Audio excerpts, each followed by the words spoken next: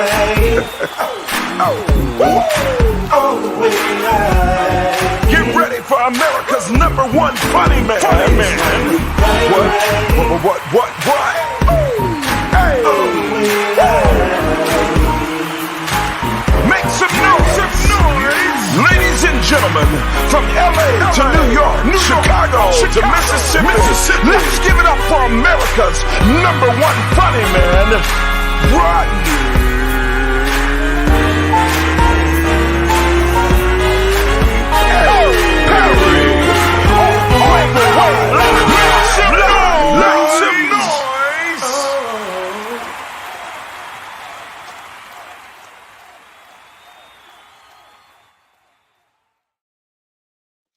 What up, party people? It's your boy, Rodney Perry.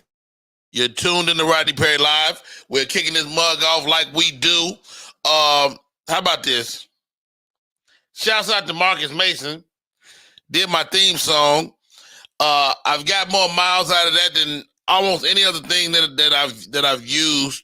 Mad love, mad respect. Thank you, Mr. Marcus Mason. Super excited about the show today. My guys on the show, Sean Harris, back full time. I've been hearing stories. He's back out in these streets. Let's bring him in. What's up, Sean? How are you, buddy? What's up, man? Good morning. How you doing, Rodney? Man, you back out on the comedy scene, man. You did something very admirable. You took care of your mom down the stretch of her life, man, and you had to put your career and your everything on hold, man. And you're back doing comedy full time. How does it feel? It feels great, man. I mean, I'm back doing what I love to do. I had to leave that job alone, you know what I'm saying? But it's the best. Now, did you leave the job alone, or did it leave you alone? No, I left it alone. I took a 10-year retirement from my job. Oh, get out of here. Okay. Yeah. And I get a little check from them every month. But that ain't bad. That ain't bad. Keep you, sustain you. At the same time, you out here slinging these jokes. Yes, sir. Yep. I was in Connecticut and somebody came to me and said, Sean Harris told me to check with you to see if he was good. I was like, he good. Well, he was in New Haven, huh? Yes. Yeah, that's my area where I grew up in that area. Yep. Yeah, nice area, man. Yeah, except for the winter. The winter seemed like it could be a load of bullshit. Yeah. Let's welcome my other co-host in for the day. His second time rocking in, coming to sit with us. Alumni, never did not next level, but this guy is a jack of many trades. Welcome to the show, Mr. Cole Parker. What's up, Cole? What's going on? How y'all doing, good people? Man, we are getting it in, bro. Super excited to have you on. You are taking the family out. Yeah, man. We out here in Orlando, man. I'm over here checking out the Epcot and all that right now outside my window. So excuse my son, but it comes and goes. I can't control it. Yeah, your son look like your brother want to be there. First of all, I think I'm gonna get a tan while I'm on the show. Well, I won't. How about that? Let's get into it, man.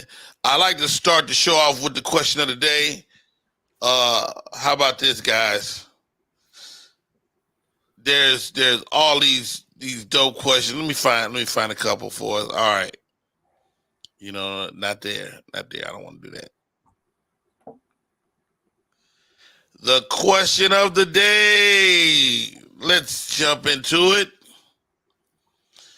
All right.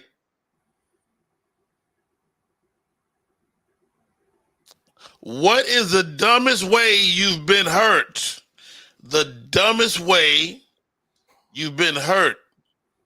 Cole, don't answer that. Sean Harris. We talking physically or mentally? Whatever you want to share, brother. The dumbest way I ever got hurt was I was at work and dropped a 100-pound pedal on my foot and broke 2 toes. Really? Dumbest way I ever got hurt. I was out of work for 6 weeks behind that mess. Yep. Okay. Dumb. I mean that ain't dumb, man. You ain't do it on purpose. It's still stupid. It's definitely stupid. Is there any footage of it? You know what? No, there's no footage of it, but I got that foot. That foot's still crooked.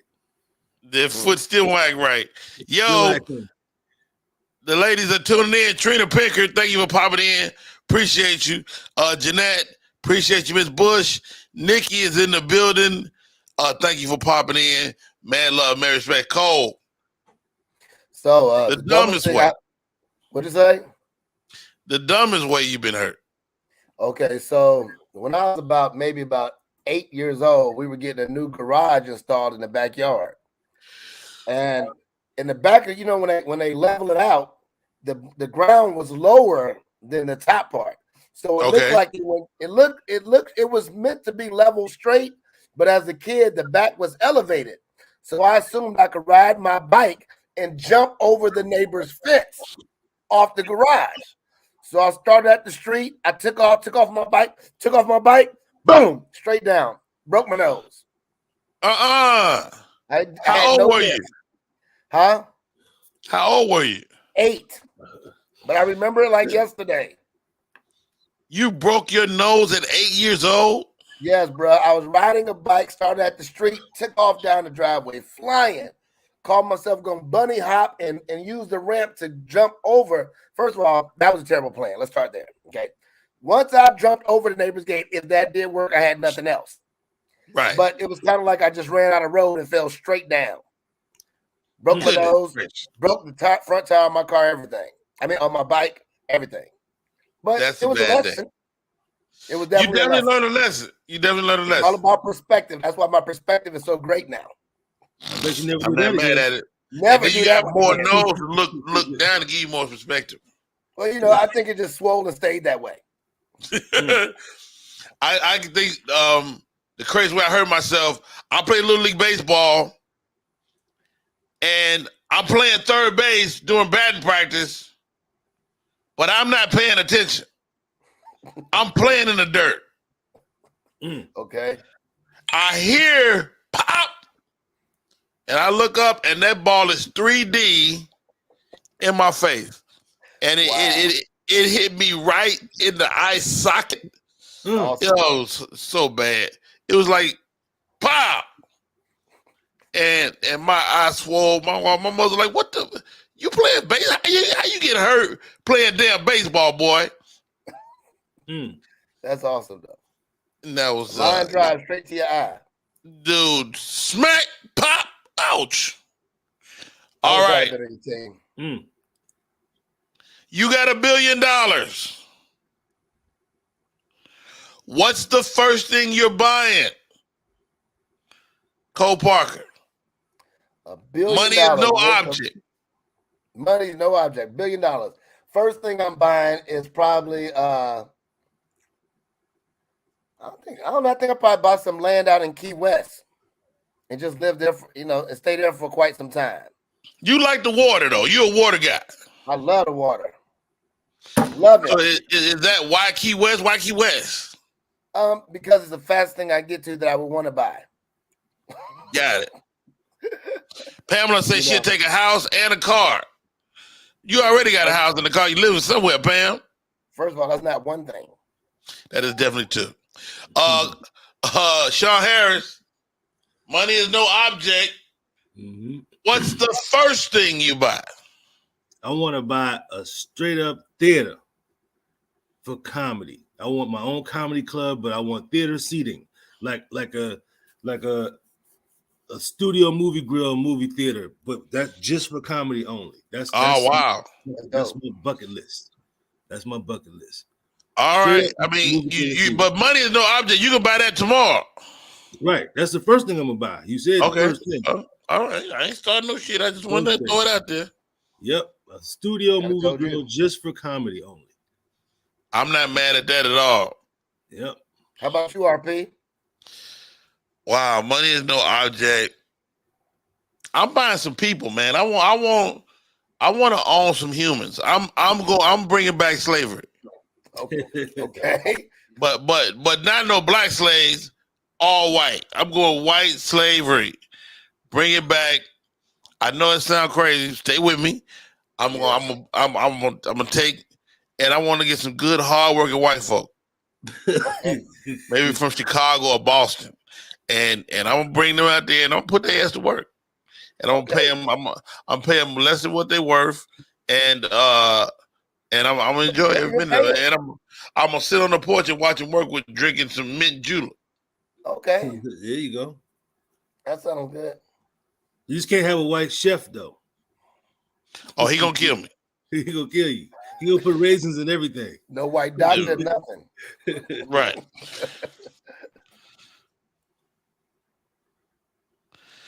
Out of the 4 seasons, Cole, which is your favorite and why?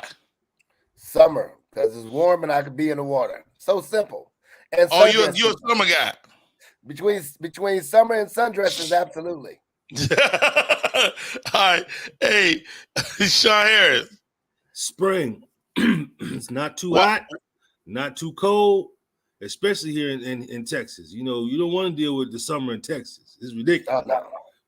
It's ridiculous. So yeah, that cusp, like that March, April, May, man, that's my perfect season right there. Dwayne Go, what up, brother? He said he's buying waterfront property. Let's see. For me, I'm a fall guy. I like the fall. I like layers. I don't know. I talked to you about this, Cole. I don't know what to wear in the summertime. Right. Should be too hot. Easy. Too hot. I don't know what. I don't like linen. I don't like wearing linen because it always get wrinkled. Yep.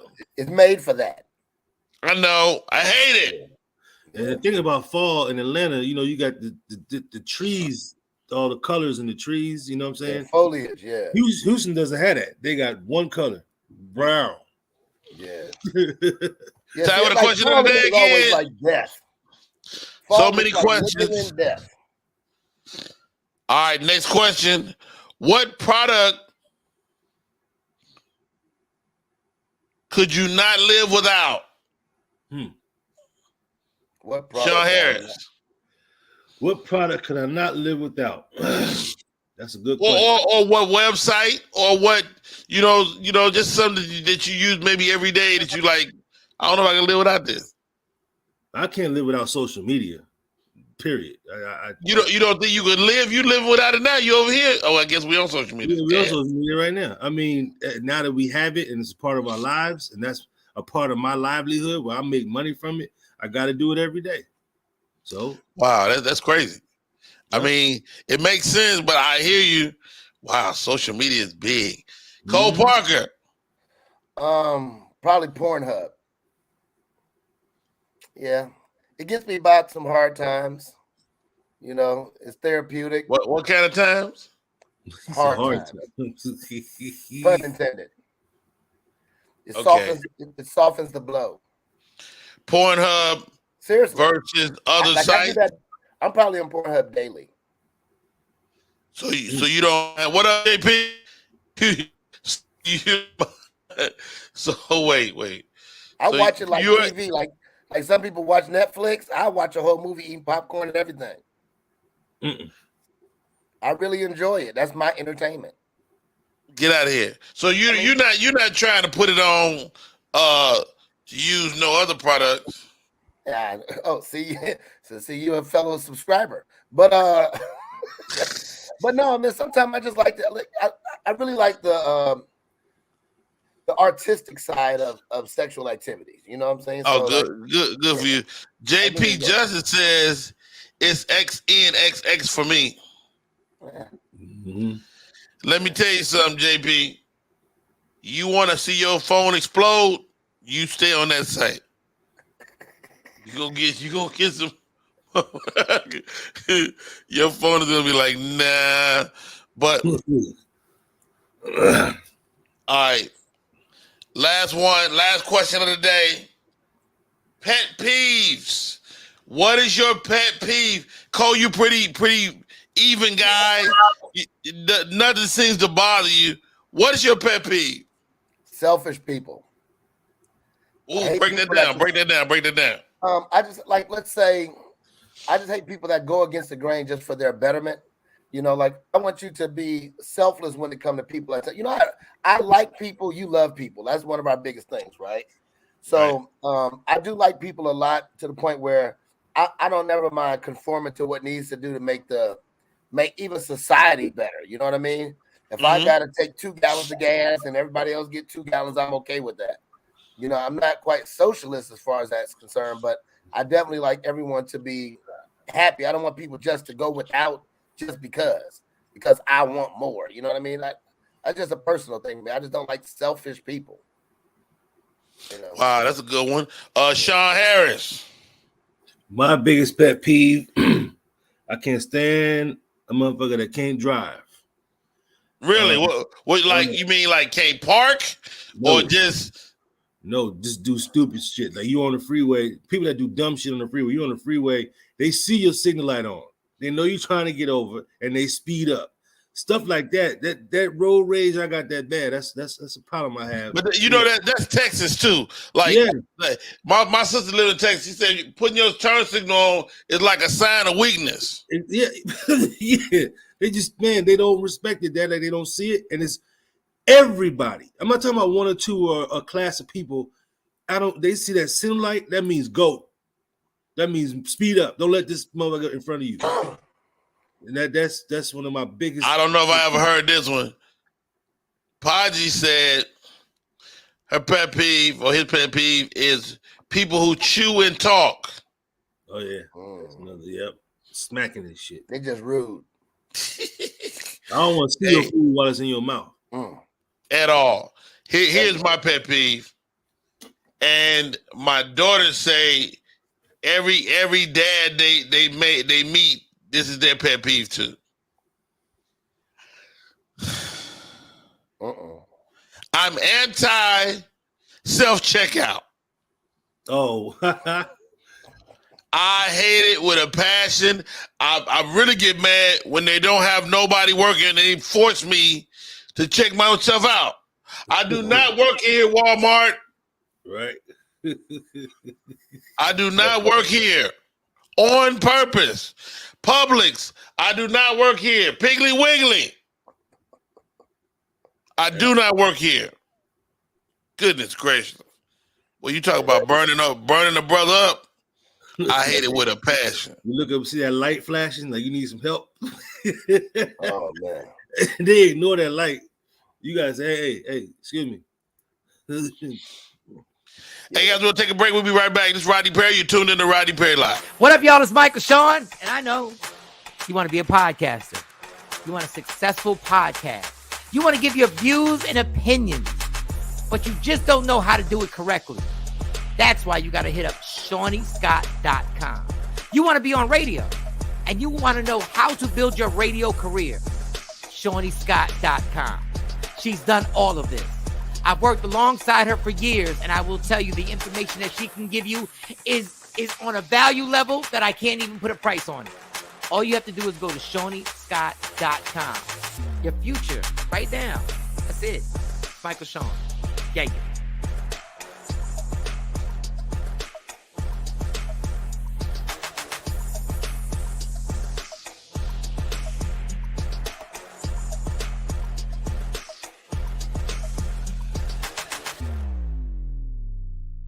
Want your book or music to be published? Skip the confusion and rejections from others. Let BePublished.org publish and promote your work for less. BePublished.org handles it all, from cover design to worldwide distribution, with high quality and fast turnaround. You even keep rights and royalties. Everything was perfect. You made my dream come true. My book and CD look so good. Call 972-880-8316 now. BePublished.org. 972-880-8316. Yo, we are back in full effect. It's your boy, Rodney Perry. You're tuning in to Rodney Perry Live. My co-host today, Cole Parker, in the building, coming from Orlando. Sean Harris from Houston, Texas. Hey, guys. This Monique thing and DL thing is not going away. Oh, Lord. I would love to get your thoughts, Sean Harris. What's your thoughts, man? Okay. Now, let me preface this. I talked to a lot of comedians yesterday. Right. And the sentiment is that Monique should have dealt with this behind closed doors, blah, blah, blah, blah, blah, blah. Right. My rebut to that is, would you tell a guy the same thing? Would you tell a guy to watch his mouth and watch his tone? Would you tell a guy that? Any thoughts on this? Yeah, I mean, I look at it just from my perspective. If from what I saw on the internet, they said they both put their contracts out, and they both say headliner. One of them says DL he's the highest paid actor on the show. Now, I'm putting myself in this equation. If that was me, and I wound up having to do the feature spot, I'm gonna go out there and do a feature spot and still get the headline of money. I don't care where I go up. I could care less. I really that's an ego thing to me on both. Right. You know what I mean? I'm gonna go do my 30 minutes. I still got headliner pay. And I'm not gonna go out there and talk about the next person. I mean, that was an ego. That was ego on both people's part. He didn't want to budge, she didn't want to budge. Now, as far as what she said about him, I disagree. She didn't have to even use his name. She could have just talked about herself and not call him a bitch ass nigga. That was low. That was low because he didn't do that. You know what I mean? He didn't go out there and he went on after her. So he could have said what he wanted to say, but we don't know if he didn't say anything. But that was more ego than anything else. You know. Wow. Cole Parker, man, you feel the same way or differently? Well, I feel like once again, even with the Will Smith and Chris Rock thing, there's certain things that just out of a courtesy, professional courtesy, you can handle things differently, right? I'm not, even though in the world of comedy, I do enjoy hearing air dirty laundry, things to that degree, especially as it went back and forth for multiple days. I really think that was unnecessary. But I think you also have two petty individuals who's trying to win the petty award. So it depends on who's going to win the petty, right? Right. I think that definitely could have been handled more professionally. I think on Monique's end, you know, we've had discussions about it in the past, and I already know your stance. But when it comes down to it, I just think that, you know, when you looked at as the angry black woman, you don't always have to show that card. You know what I'm saying? How much more can you get with honey instead of bees? So I would have handled a little different if I was her, but that's her flow. You know, I don't think it was right, but it's her flow. It's definitely her flow. Trina Pickett said DL does not deserve to be called a bitch ass nigga. Monique needs to seek anger management because she handles things too aggressive. Again, I would say, Trina, if she was a man, would you say that, or would a man just never react that way? I don't know. Stella says, why women comics say certain words to men, we get called out being disrespectful. Stella, that's my point exactly. Is that if you were if you're a woman and you make certain comments, you know, and you're always kind of demonized. So I think that in itself makes it tough. I actually had a conversation with Monique yesterday. I won't get into our whole conversation, but she shared some stuff with me that made me go, "Wow, that's not out." So I'm sure it's some elements of this story still coming. I'll let y'all know that, and it may change your perspective on the BAN. You know, on whether he was a little bitchy or not. Right. It's a possibility he was. I mean, you can see he got that in him. He got that in him, but well, hold on, brother. You can't say the man got a bitch ass nigga in it. I mean, look, just his personality. I mean, like I said, would I call him that? No, but people have a level of personality. You could tell that they got a bitch in them somewhere. You could tell it. I mean, what are you talking about, Sean? I understand, Sean. I understand. He's like the Stephen A. Smith of comedy.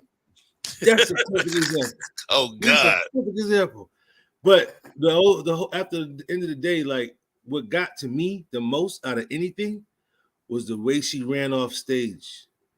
You like that run? No, I didn't. I thought she was like a little girl running to the ice cream truck. Like she felt embarrassed. Like that was an embarrassment run to me. I didn't get that part. Drop the mic and walk off. Hilarious. My buddy Dwayne Go is tuning in. Dwayne says DL has a valid point. The people can get away from their problems and laugh for a while instead of being bombarded with Monique's problems. Keep it professional. And that's definitely a valid point. Nobody wants their dirty laundry aired, but the audience was all on board. Yeah. So as we kind of break this down, I had this conversation with JP Justice yesterday, and his point was valid as well. I think there's two sets of rules for men and women, though. I think a woman can say some stuff on a microphone to a crowd that a man just can't say, and vice versa. What's your thoughts on that, Sean? I believe that's true. Yeah, because I mean, if he does that, he's a bully. You know what I'm saying? He's a bully. It's just like a female could slap you, you slap him back, you wrong. You know what I'm saying? So you are wrong, Sean, for the record. I'm wrong. 100%. If you slap her back. I said it, you're wrong. If a woman slaps you, you slap her back, you're wrong. Right. So it's like we don't have the same format to speak as they do. Well, I mean, there is a double standard. I mean, that is known. You got two different sides. It's going to always be a double standard. Be it gender, be it race, it's a double standard. Right. Hey guys, I just shared the link, man. If you guys want to pop in and give us your 2 cents, please feel free to grab the link and come in for a second, man. Because I really want to see what people are thinking, man. I'm biased, so that's why I really have been weighing in really strong. Because Monique is my friend, man. She put tons of money in my pocket, and what I say when it concerns her is that she's fair. She's fair, maybe to a fault. And if somebody rubs her the wrong way, she's gonna say something about it. Is that wrong? No, it's not wrong in my perspective, but I've been rubbed the wrong way a lot of times, and I just eat it. Sometimes to be the bigger man or the bigger woman, just what's the point of going back and forth? It's too much stress. But I know not to fuck with them no more. You know what I'm saying? Right. Yeah, every battle is not meant to be fought. You know what I mean? You got to choose your battles, and fighting all the time just let you know that you're nothing but a fighter. So then you get that stigma, and that's not good for you either. But you never heard the phrase that everybody can't be wrong? Everybody cannot be wrong. Right. You know what? I've been hearing that for a couple of days, and I will say this. I've been in a situation where everybody was wrong. Not all the time. No. That's another conversation. Okay. So I'm sitting at a poker table, right? Mm-hmm. And I'm sitting next to the dealer. Mm-hmm. And so I say, with poker, you have to declare you have to say your movement, or you can do it. So or you can either, like, say if I'm a fold, I can say I fold, or I can just push my cards. Right. So I said I fold. The dealer take my cards, but the rest of the dudes at the table going, he didn't fold. And I'm like, first of all, mind your business. Right. And she heard me. I'm talking about 6 guys all agreed that I didn't say what I said. Right. Right. And I was like, yo, this is in freaking insane. So but the one person that mattered did agree with you. The dealer. Exactly. Yeah. Exactly. That makes a difference. Cool. All right, y'all. It's about time for my guest for the day. I cannot wait to chop it up with this young lady. Super talented. I had a chance to meet her last night. And talented vocalist. I want to bring her up in a second. Dretta, I see you, but your camera is not up. I think she wants to chime in on this talk we're having. Okay, she's not ready.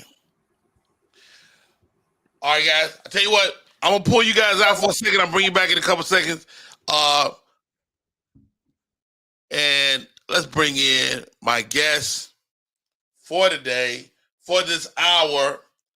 I had a chance to meet this young lady last night, and she said, "Rodney, I'm a fan."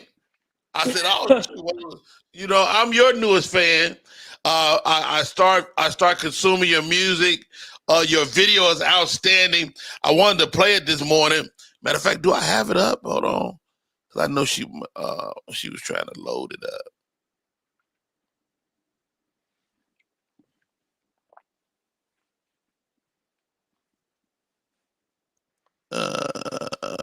Let's see where she put it. God dang it. Okay, I don't see it.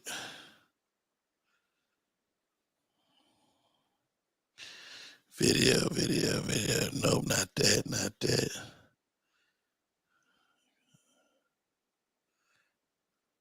I don't see it. So, Kayla, welcome. How are you? It's Kyla, and I'm sorry, great. I just butchered your name. Kyla, it's definitely Kyla phonetically. So how did I mess it up? Right. I'm an idiot. Kyla is in the building. Wow. First of all, thank you for coming on this morning. We just met.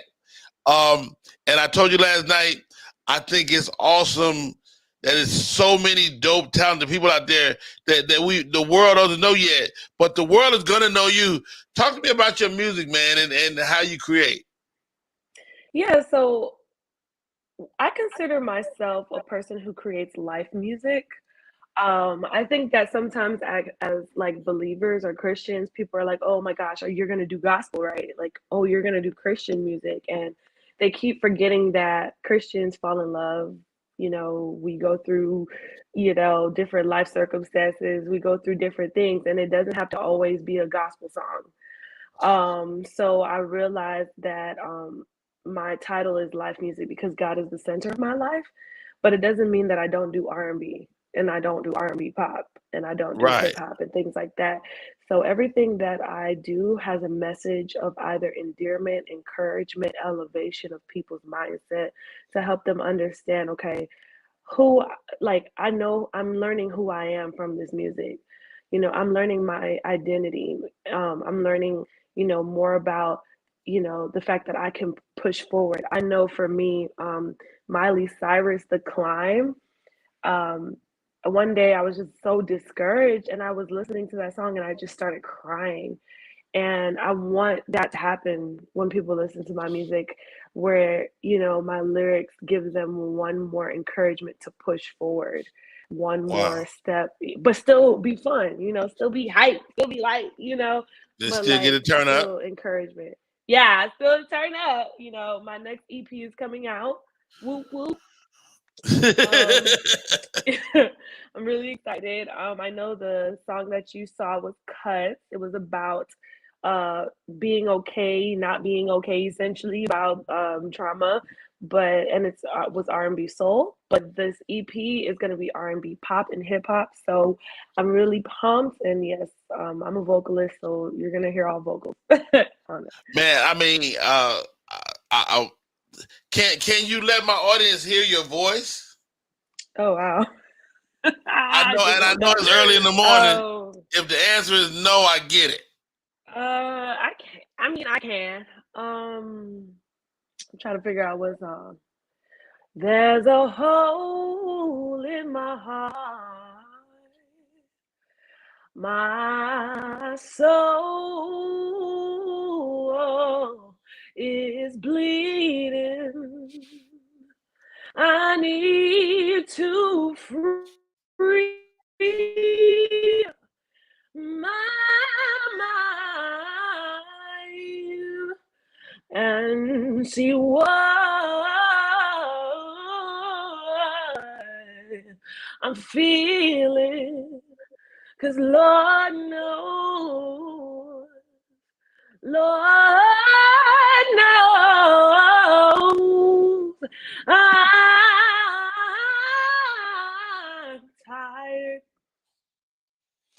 Wow. At 9:30 in the morning. What?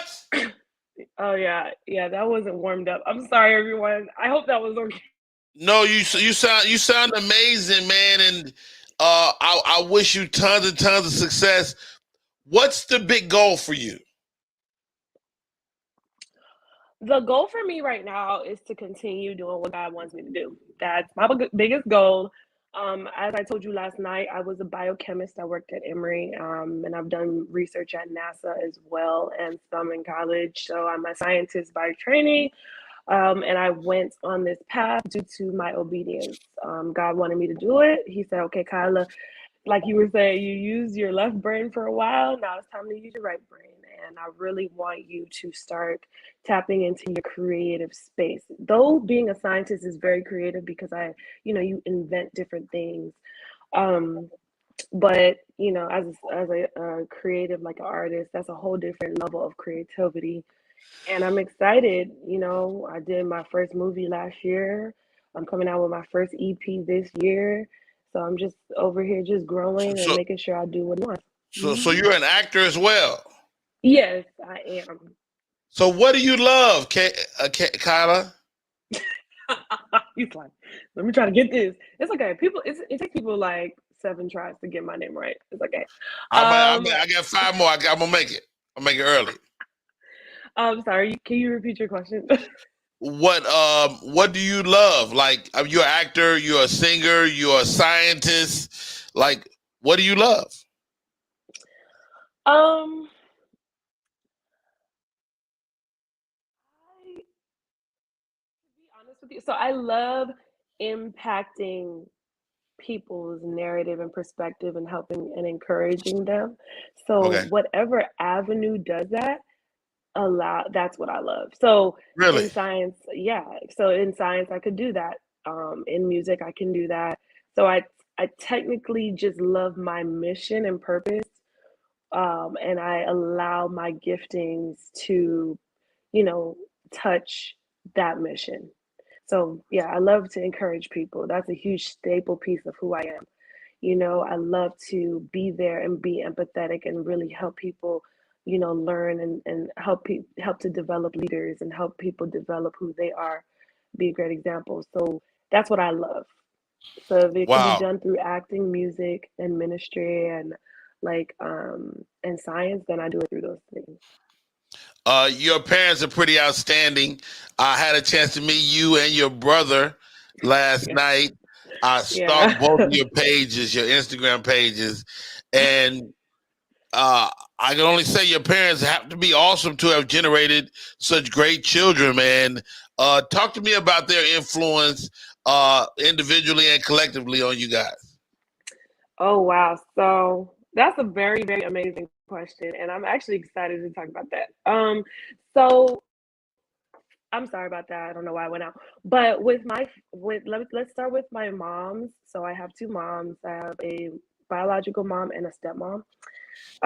So my biological mother has been such a great example in enduring and resilience. She took care of us heavily. She's a single parent, and she really just displayed to me that, you know, if you continue to press forward, it'll be worth it. My stepmom, she has shown me that it doesn't matter your circumstances, nothing is an excuse. She has 5 kids, a business, and she's a mother and a wife. And she got her doctorate degree in 4 years, like everybody else. But she drove multiple times a week, 1 hour and 30 minutes. She got up early, she did her homework, and she still took care of kids. I'm Nigerian, so we also culturally, as women, do certain things. So she was very busy in the house. And for her to have finished her degree with her classmates was so inspiring. So it just showed me you can do whatever you want. It doesn't matter how many children you have. It doesn't matter, you know, uh, what you're going through, how many businesses you have. If you want to get your doctorate, you can get it. Just you have to put the balls to the wall. You got to put the paint, like put it together. And then lastly was my father. So my father came from a very, I'm Nigerian, like I said. Back in the day, he had no shoes, he Of walked course 3 miles. No, I'm serious. Like he was poor, like he Right. lived in a hut, literally. Oh, wow. Yeah, he did. And his biggest dream was to ensure that his family would never, ever live that way again. And he succeeded very much. I don't know if there are any Nigerians that will watch this, but I don't want to tell too much of his successes in that way because I don't want anybody to have to. But I will say that my dad is very, very successful. He has multiple properties, multiple cars. He has Right. successfully been able to contribute to our college tuition, and he came from literally nothing. I remember his college exam that he had to take to come to the United States in order to get a scholarship to go to Grambling University and then to FAMU. HBCU life. What? Come on, Okay, HBCU. Come on, coming HBCU. straight. So even that story, he had no shoes and he had no ride, and he was, I think, an hour late, but God made a way and he was able to take his exam. He got a perfect score.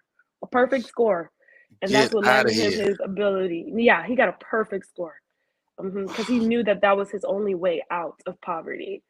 And yeah, I love my dad. Like my dad is one of my biggest inspirations, honestly. Right. He's one of my biggest mentors. He helps me learn how to be a great leader, great with people. His name is Martin Ugu. I love my Martin. dad. So let me ask you this. So Martin is the scientific side, Mm-hmm. and your mom is an artist. That's so both my parents are doctors actually, and my mother, yes, she was the artist. She used to do background for Timothy Wright, and she was in the gospel realm. She was on tour and she decided to kind of give that up for pharmacy. So yeah, I guess I'm doing what she wasn't doing. She decided not to do, so I'm like not doing Right. that. I'm doing music. So yeah, so the artist is Wow. my mom. She could blow. My mom can sing. She good. Sang. So I don't hear you're Nigerian at all. Am I losing it? Well, to speak in Nigeria, I mean, it's an accent that comes out depending on who I'm talking to, but yeah, it depends. I mean, I can speak in the accents, and I don't need, I don't speak in the accents all the time, but Well, of course. I mean, when I meet Nigerians here in Atlanta, I can usually hear it. mm-hmm. Yeah, You but I know. was born here. I'm second generation, so I grew up in Got it. a Nigerian household. Though I have been to Nigeria, I love Nigeria. Shout out to Nigeria. I Where wasn't from? born and What raised there. city? What city in Nigeria? Well, I'm from Enugu State, so that's the state I'm from. Yeah. Got it. Wow. So Mm-hmm. I see you taking over the world, man. I think you have such a kind way about you. Are you at all worried as you embark on a business that we know to be pretty treacherous? Taking on that world. I don't know if I'm worried because I'm guided right now. Like, the Lord is really guiding me. So I don't know if I'm worried about that. And I've also been tested and tried in certain areas already. So I've learned during those trials and those tests. And I will say, no, I'm not worried. I'm more so just making sure that I stay really connected to my Heavenly Father to make sure that I make decisions that make sense. And learn to build discipline and learn to discern the right people. Right. Wow. Because that's the biggest thing. Because that's the reality. Like if you don't properly discern the right relationships and the right people, then that's what gets you in a hole. Because you can easily just say no. One of the things that my best friend and I were, my best friend is also an artist, but it is okay to say no, even to a big opportunity. Yes. Because the truth is, what God has for you is for you. Whatever is yours is actually yours. And there are a lot of people who have approached me that have been pretty big, or they've gloated or told me all the people they know, and I'm just like, well, this doesn't feel right, so I'm sorry, I can't do it. Wow. um Yeah, I think that's so and gangster, man, that you were able to have the wherewithal. The one thing I asked God for as I got in the entertainment, I said, God, is discernment. Just let me tell good people from bad people, and right, we can figure everything else out. exactly, that's what we need, like, I'm telling you, because everything can go great as long as you can discern, like, the bad, like, people who don't have good intentions. They're not really here for you, or people who want to leech off of you because you're growing and you're developing, and they just want a Wow. little piece of what you got. So I'm just really big on feeling people's energy. That's why I like to meet people and just understand, like, I see, like, when you see people, you see things, you be like, nope. Wow. Like, nope, Okay, not that. Kyla, stay right there. We're going to take a break. We come back. I'll bring my co-host in, see if they got any questions for you. And we're going to talk a little more, man. This is a great chat. And you know what I want from you? What? Give us a word, man. Give us a word as you can. I want whatever God leads you. Oh, We'll be right back. My name is Rodney Perry. You're tuned in to Rodney Perry Live. We're talking to Kyla Chica. yes. Did I say it right? Did I say it right? Yes, you did. You did. You said I it got right. it in before. I don't know. I'll be right back. Want your What up, y'all? It's Michael Sean, and I know you want to be a podcaster. You want a successful podcast. You want to give your views and opinions, but you just don't know how to do it correctly. That's why you got to hit up ShawneeScott.com. You want to be on radio, and you want to know how to build your radio career. ShawneeScott.com. She's done all of this. I've worked alongside her for years, and I will tell you the information that she can give you is on a value level that I can't even put a price on it. All you have to do is go to ShawneeScott.com. Your future, right now. That's it. Michael Sean. Yeah.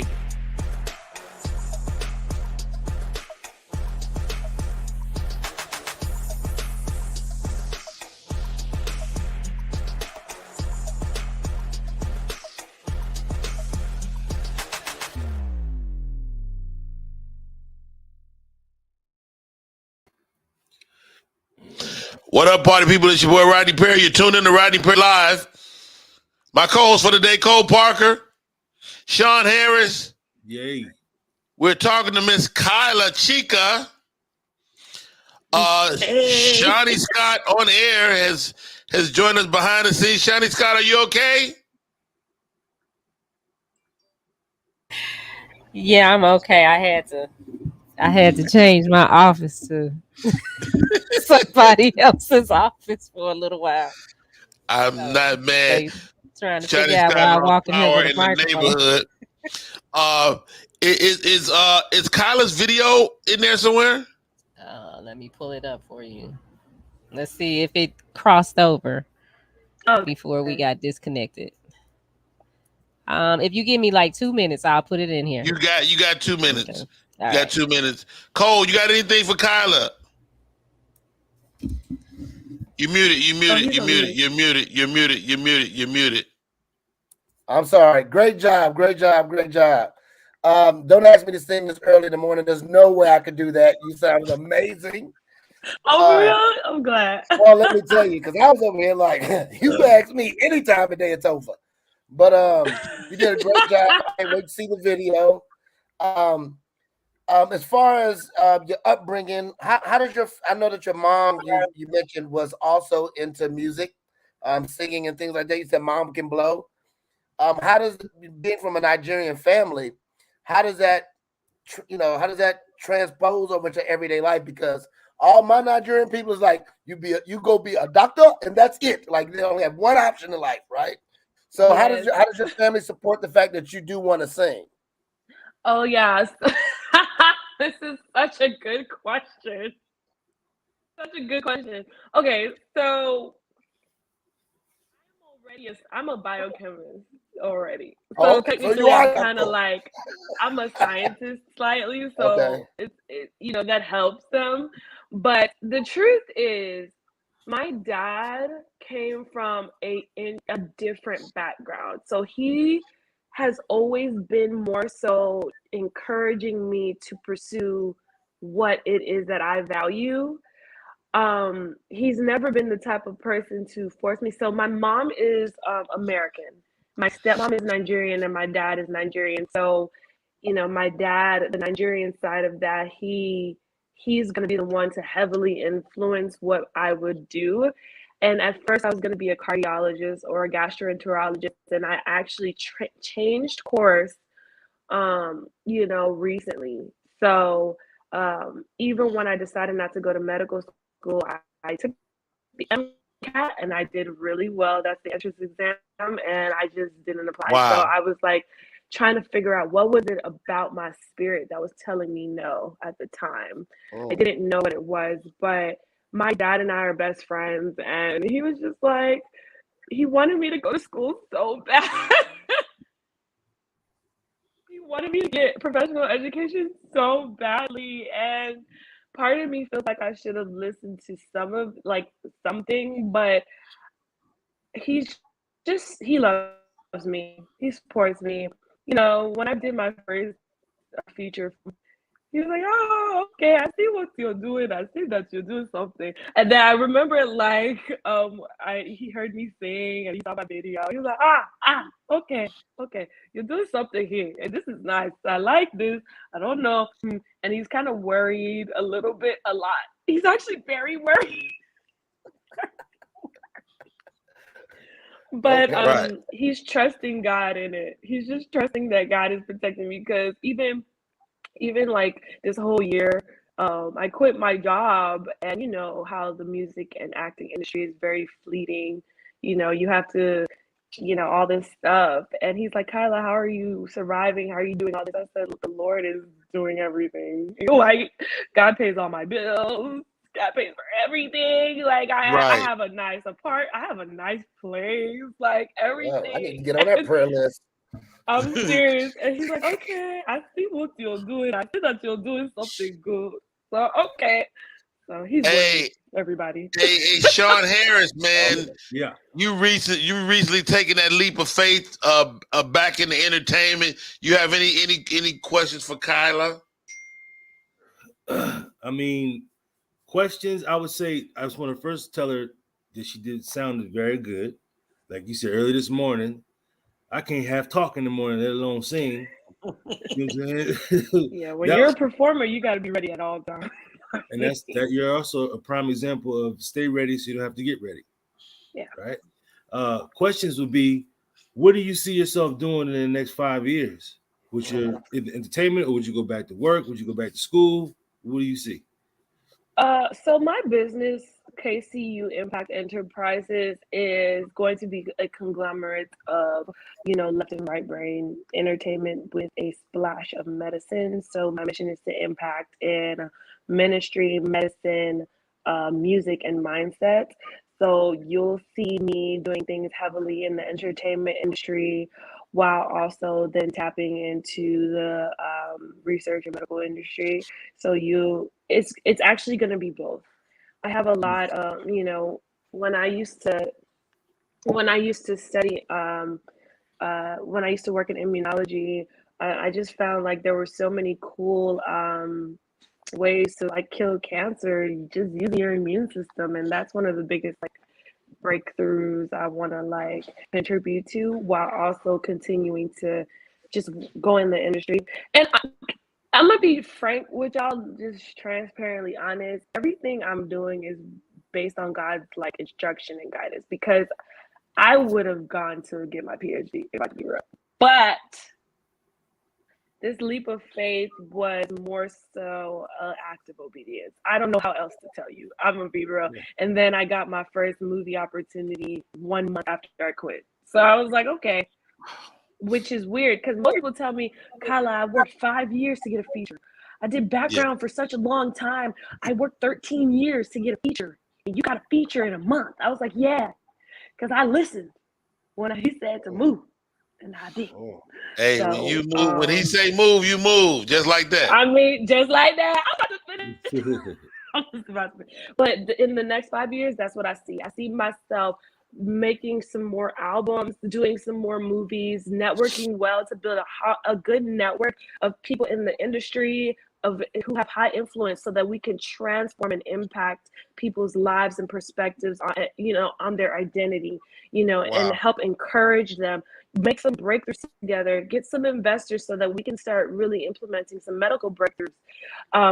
What does our community really need? And like, how can we band together under a vision to really start to break into making things happen in our society? So that's a huge part of like who I am as well. So yeah. Such an impressive young lady, man. You came up to me, Kyla. You was like, can I get a photo? And I was like, of course, I would love to.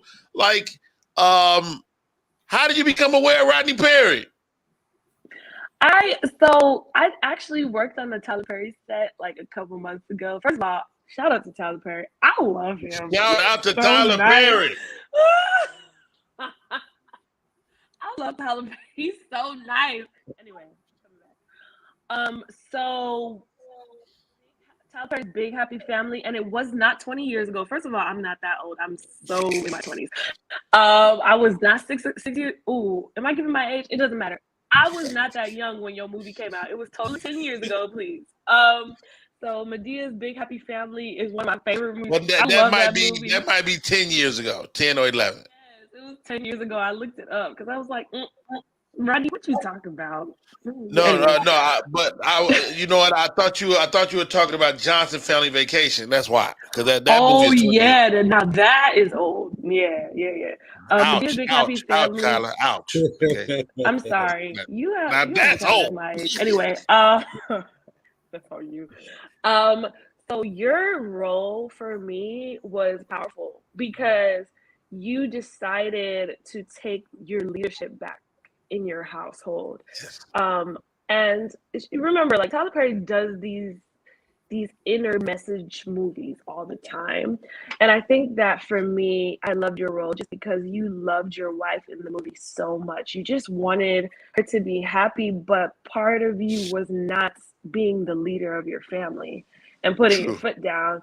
And the moment that she started to follow, because she was like, okay, I think I could trust my husband now because he's starting to man up. Like, he's starting to really take control here, because your role, you see how I remember it so vividly? It's okay. No, that's so dope to me, because that was important to me. As I read the role, I was like, this guy has to have some redemption. But if you remember the scene when her mom passes away, that's the most powerful scene, because that was the beginning of him stepping up, just to console his wife in her the moment she needed him most. But there are people that still say that guy was a punk, but I think he's the strongest man in any Tyler Perry movie. I thought it was an amazing role. Because you just took your power back, and it's like you developed throughout the movie. Like, over time, you were starting to understand your identity. I'm so big about identity because that's a huge part of my whole vision. Just because a loss of identity causes chaos in a society, and it's literally like we have to come to understand who we are again. Because a lot of us have lost it due to childhood trauma or due to just a lack of endearment. So yeah, there's just a lot of things that I want to restore into especially the Black community, but also into the world in general at large. Yeah. Her name is Kyla Chica. She's a singer, a scientist, and an all-around dope lady. I cannot thank you enough for coming onto the show, sis. And I think this is the beginning of many conversations we'll have over the years. And God bless you, man. I just want to see nothing but success for you. Thank you so much. And hopefully, check out my music video. Do we have it? Do we have a piece of it, Shani? I know. Paji Carter says it's listed, and you guys can probably go to the YouTube. How can people stay in touch with you, Kyla? Yes, so you can. Oh, it's coming up. You said, don't ever just kidding.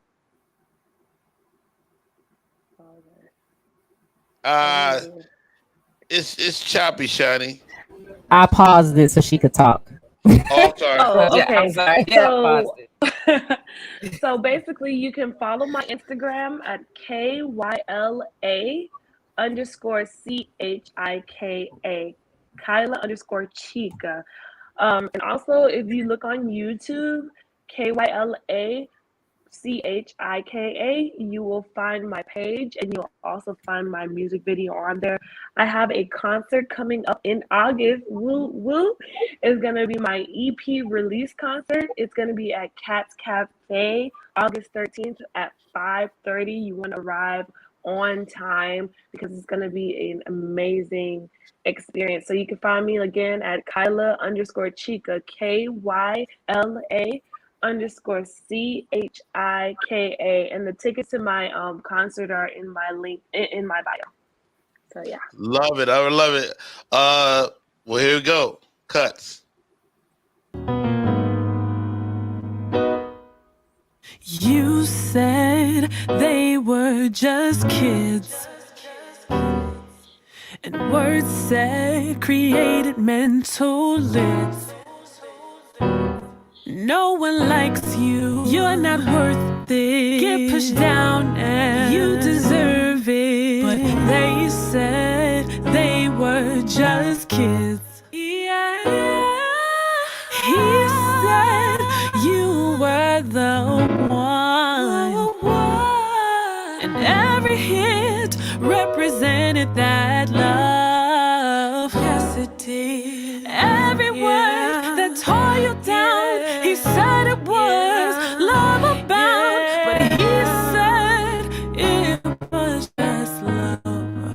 See the world cuts, and it don't ever say it's sorry. Yeah. And all these justs minimize all of the pain. Just look at our lives and realize the wound takes time to heal. And it's deeper than what you and me can feel. See the world, 'cause yeah, yeah, yeah, yeah.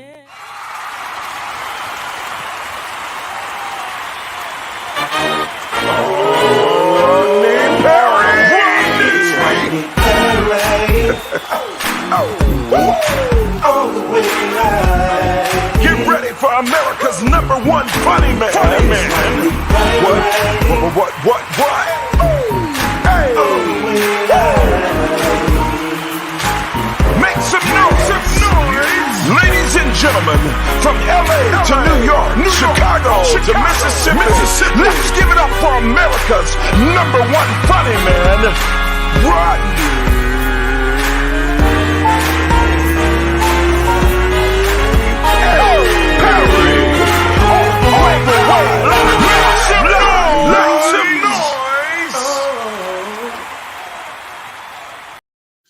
We are back in full effect. It's your boy Rodney Perry. You're tuned in to Rodney Perry Live. Incredible guest on the first hour of the show, Miss Kyla Chica in the building. Such an awesome talent. Goodness gracious. I'm glad we were able to show you the video.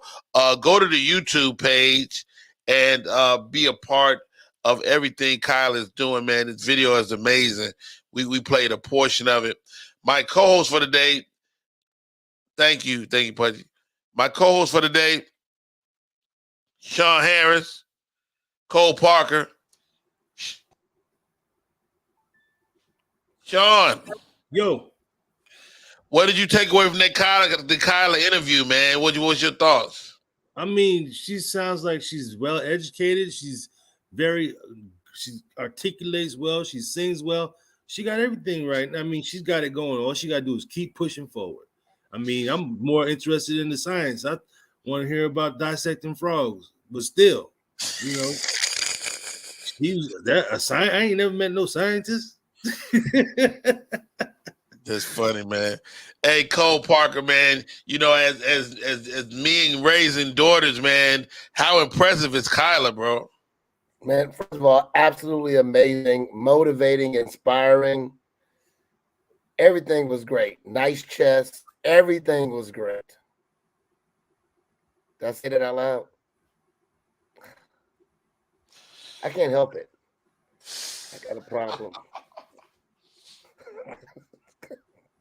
What's wrong with you, man? Let's jump into the stuff. I mean, it's only so much screen I got. You know what I'm saying? It's hard not to focus. Hey, I'm not tripping at all, bro. You my friend. Broadway dance captain Paige Frazier Hoffman isn't letting scoliosis stop her dreams. She's a Broadway dancer.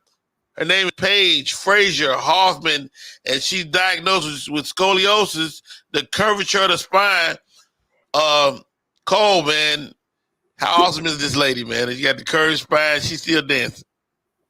That is amazing. You know, the way people just, you know, go through adversity and dealing with certain atrocities, and they can still make it happen. It is amazing. Is that right? I figured that was a better answer than what I was thinking. Hey, Sean Yeah. Aaron, Yo, you dealt with people with scoliosis before. what? After I got done with them, their back was curved. Oh God, who are you guys? I'm a back All right, straightener. both of y'all. Okay. Hey, Rodney, can I say something to you? Please say something. Back to your character in the movie. You know that we was already friends way before that. But to me, one of the funniest parts of that scene where you got tough wasn't what you said. It was when you looked away for approval and then looked back. That look had me hollering. It was the look, like yeah. All right. That was it. To me, that was hilarious, dude. That was hilarious. Dude, so a little behind the scenes. So working with Tyler Perry, although the guy is a genius, in my opinion, if you hesitate on the line, he'll take it. Oh.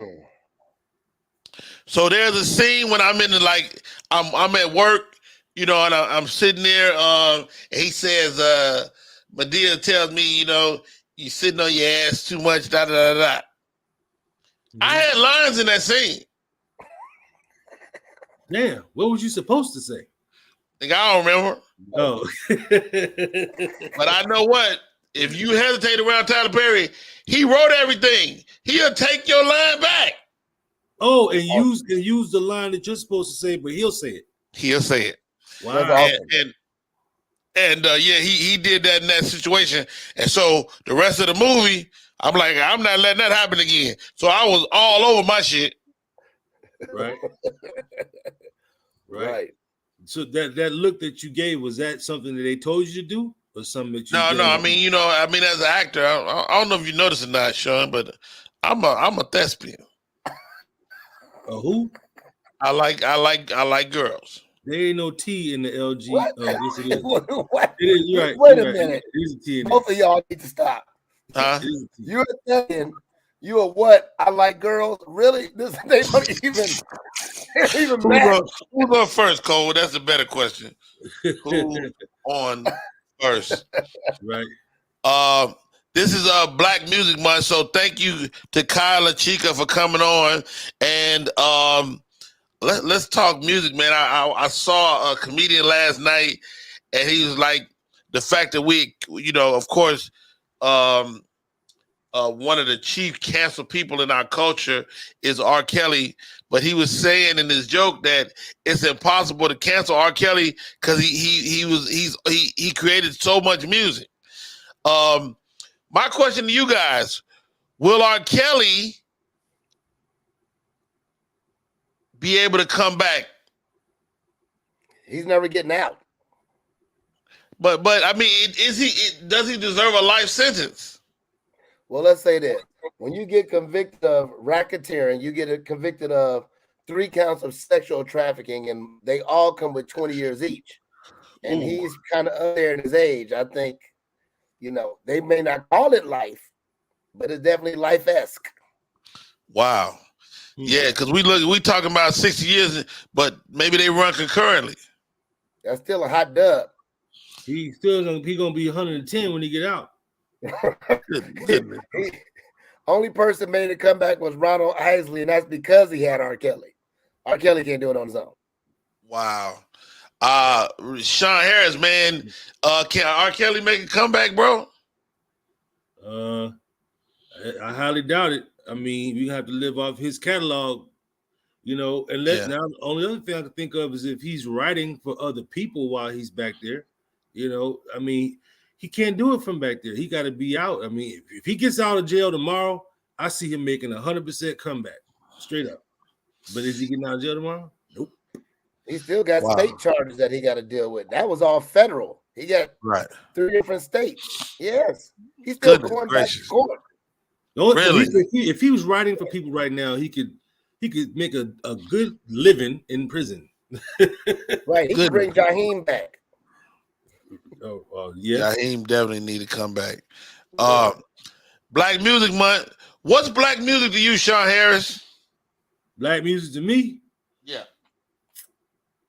It's everything. I mean, I'm a hip hop head, diehard, old school, Big Daddy Kane, we go into the jazz, we go into the R&B. I mean, black music ran my household since I was a child, Otis Redding, all that stuff. I've been listening to that stuff since I was 5 years old. That's all I know. Right. Cole, same question. Well, black music is the pulse of our culture, right? So on top of that, it's also been our medication. It's been our therapy. It's been our shoulder to lean on. It's been our joy. So by being the pulse of our culture, I mean, it's irreplaceable. And when you really look at it, that is the foundation of the international language, right? Especially when you think about drum beats and things. When you go back to Africa, black music is the one voice in the international language of music, and it can't be denied. Wow, well said. How about this, guys? Quick little game.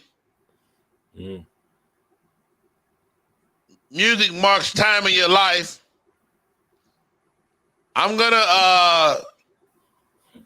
ask you what song was cracking at certain ages for you.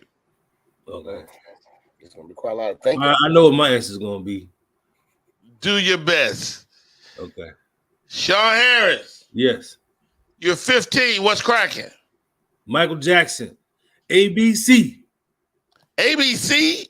You're not old enough for ABC to be cracking it. 15. 15? Yes, I was. I'm Michael Jackson, the Jackson 5. You must be the same age as Michael Jackson. Michael Jackson wasn't 15 when ABC came out. Michael Jackson was 9 years old when ABC came out. Right. So how was that? Michael's older than me. He was older than me. We're saying the same thing, brother. So how was that your music at 15? You talking about what I like to listen to at 15? I'm not mad at that. All right, moving on. There you go. Moving on. You're 21. 21. Now I'm EPMD all day. EPM. Oh, what song? Strictly Business. Oh, that was a hot song. I play that. They used to call me Rewind. That's all I do. Rewind that tape. Okay. Last one. You're 31. 31. Jodeci. Jodeci, anything in that P. Diddy genre. I was on that R&B back then. Okay. Cole Parker. Okay.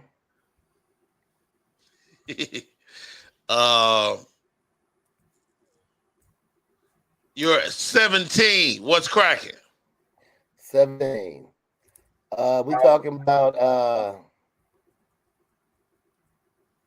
Poison. BBD. Oh, that was definitely around that time. Would have been around that time. Yeah, okay. Around now you're 25.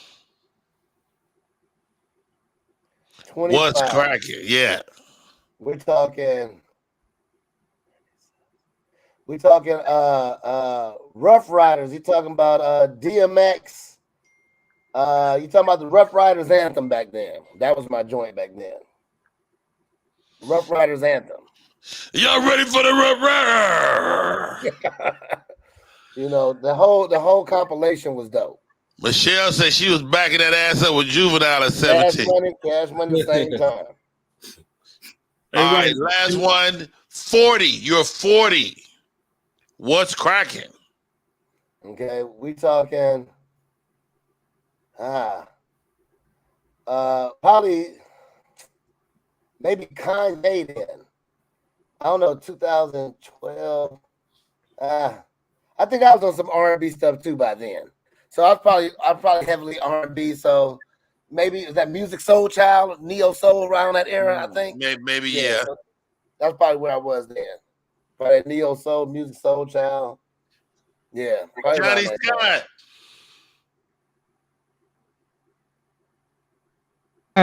Yes, sir.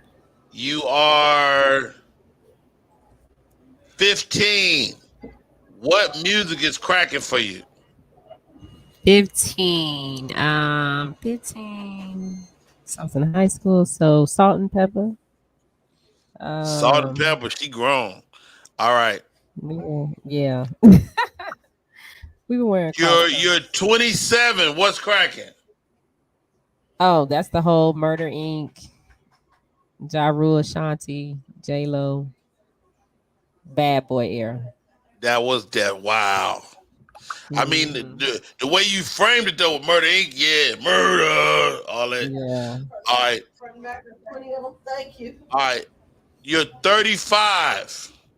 You in the clubs. You grown. Oh, let's see, 35. 35. What was popping in? For me at that time, it was Beyonce. It was all Beyonce. Was that Not Destiny's Child, but Beyonce. Right, Beyonce, like everything Beyonce, any particular song? Oh, listen, me, myself, and I. What's that song? What's that song she had Cole that was a hit on the cruise that year? Single Ladies? Single Ladies. No, not Single Ladies. That was hot one year, but she had another song that was like that one. Deja Vu? Oh, Love on Top. Love on Top. Yeah. Love on Top. That's Love it, on Top is Beyonce's biggest hit to me. First of all, you took all my brain power just then. I'm done. Just so you know. You took everything I had. Now you can be a scientist. I thought that other song that she had when she talking about to the left. I thought that was the biggest one. Yeah. No, it probably was the big. I'm saying for me, for a grown black man in America that mess with Beyonce, that Love on Top was a great song. Gotcha. Yeah. Did you sing it in the car by yourself? Why, brother? Something wrong with that? Anyway, thank you for asking. This weekend, I'm at Uptown Comedy Corner, getting my joke on, and it's the return of the Uptown Comedy Corner. They went down for a year, I believe. As a result of the pandemic, and they had to move location, so they're in a brand new location, brand new everything. I'm super excited about this weekend. Sean Harris, when can we see you? When can we see you again? Well, I got to run up in DC, Virginia. That's coming up later this month. There's a new club in Richmond too. If you don't know about it. No, I'm not going to a new club. This is like a private event. Okay. But I'll get with you on that. But I know I got a big run coming up in Los Angeles pretty next month too. Okay. So a lot of road stuff. Yeah, man. Good to see you back out there in the streets. Cole Parker, man. You're a businessman. You always got some fly stuff going on. What's coming up next for you?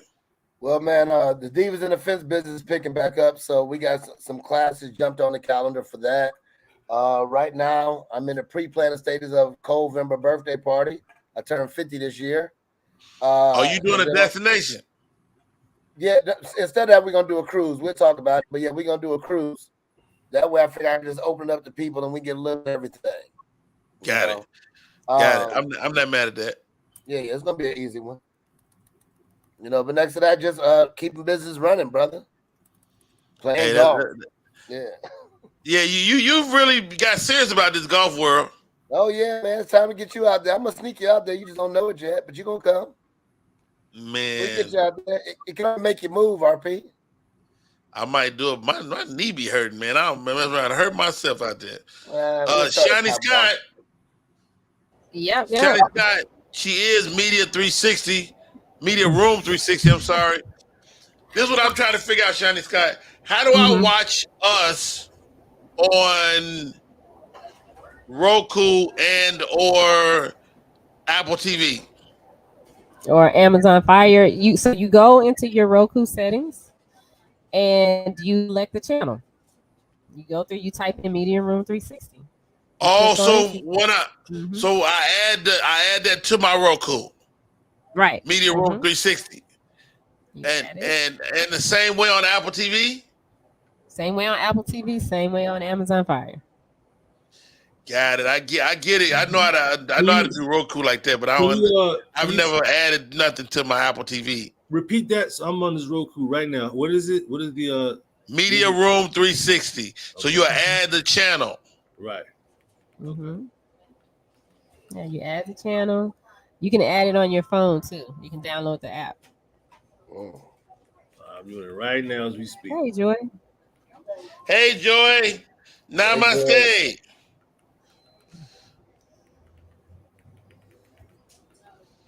all right. So let's do this. Let's do this, Miss Shani. Let's take a break and come back. We should have our guests just about ready, and we'll do we'll play a game, guys, before we bring our next guest in. It's called One Up. Talk to you in a minute. SM Marketing Communications is not only a marketing communications company.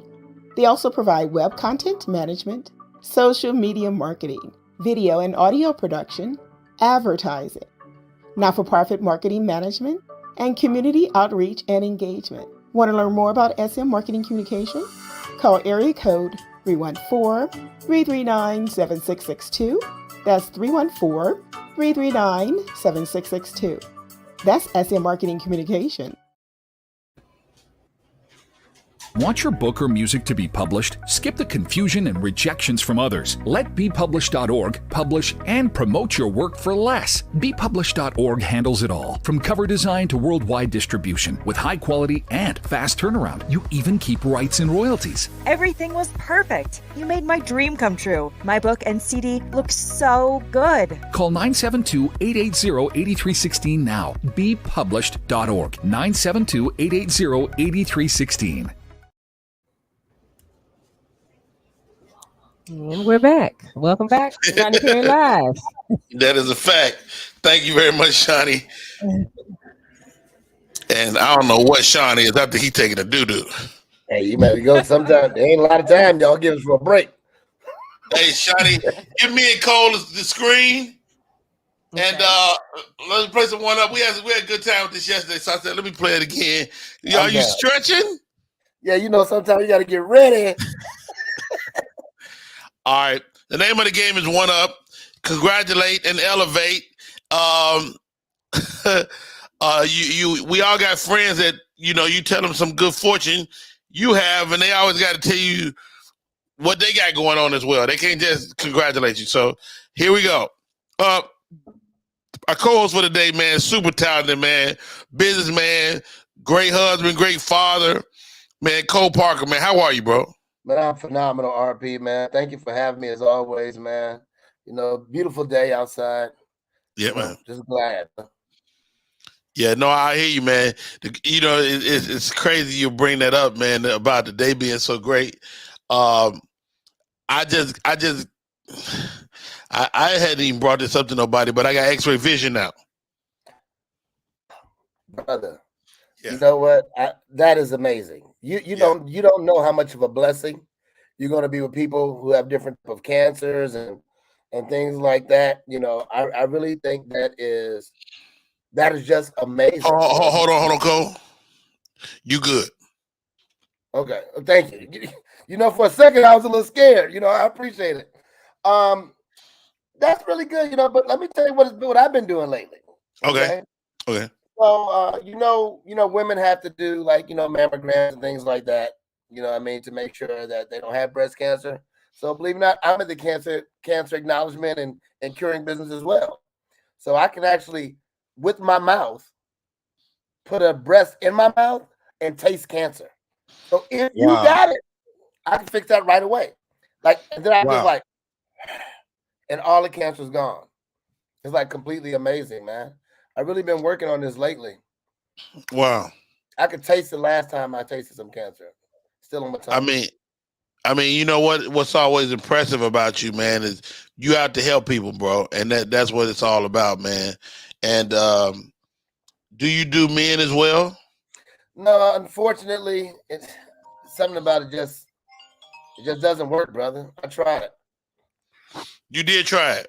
Yeah, my self-diagnosis. Okay. I'm good first. Okay, there you go. It's like on the airplane, you got to secure your own self first. Immediately. Right. But congratulations though. I mean, because that's like the real deal. That's the real deal, man.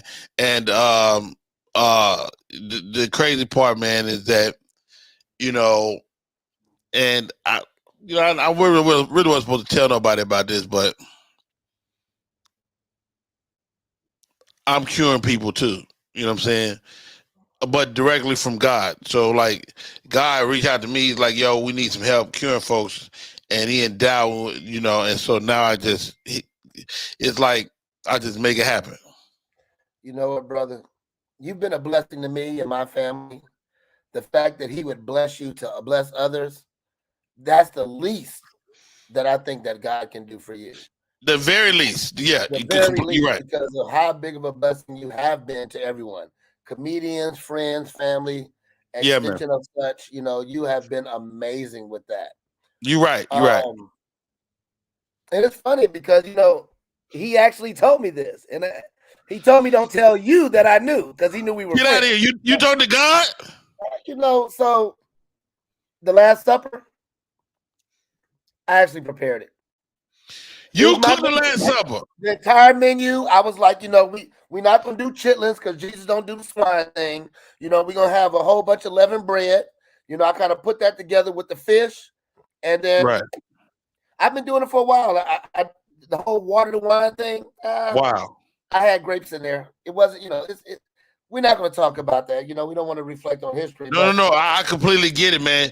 And it's crazy. I mean, you're talking to God, and God is God. Of course, you can't really trump that. But, me and JC. Wait. All right. He said, don't say that. Okay, go ahead. Wow. You know what?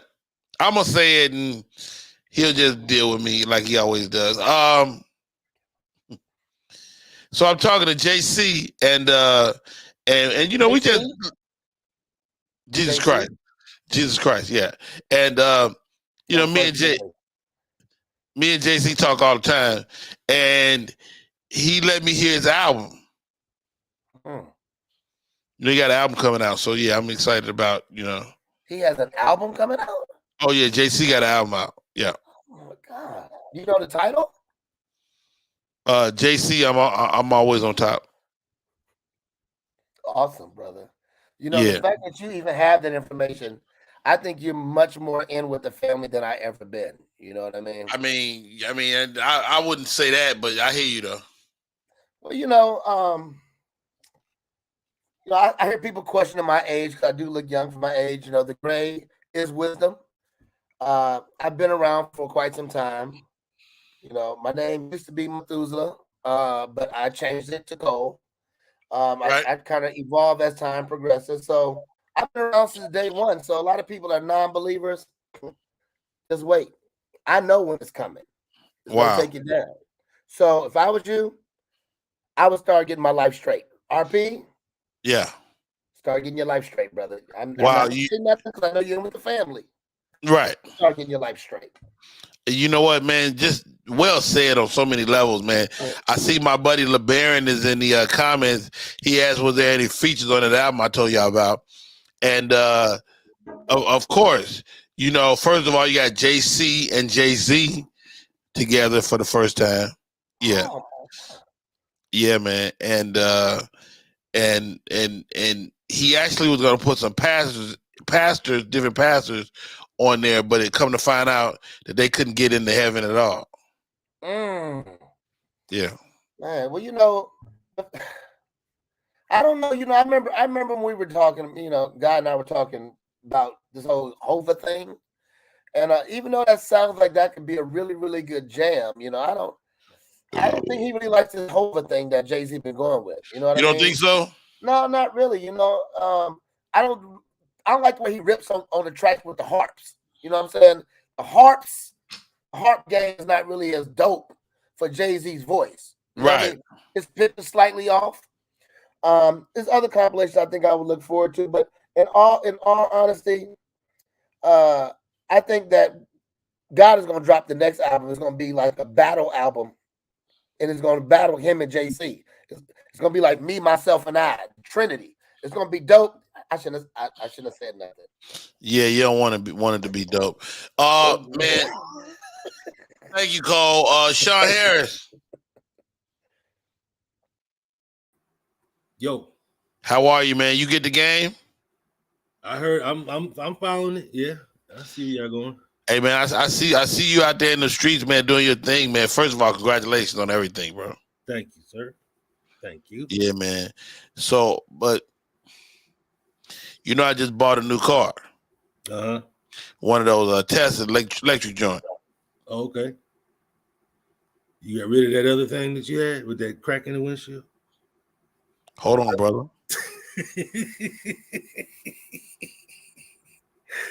I was messing with you, dog. I mean, I got me a slingshot. You know, the little 3-wheel thing. Yeah, you got one. Oh, you got one of them? Yeah, I got a little slingshot, man. It's fun. It's messed up. You can't really drive on the freeway because all the dirt hits you in the face. Okay.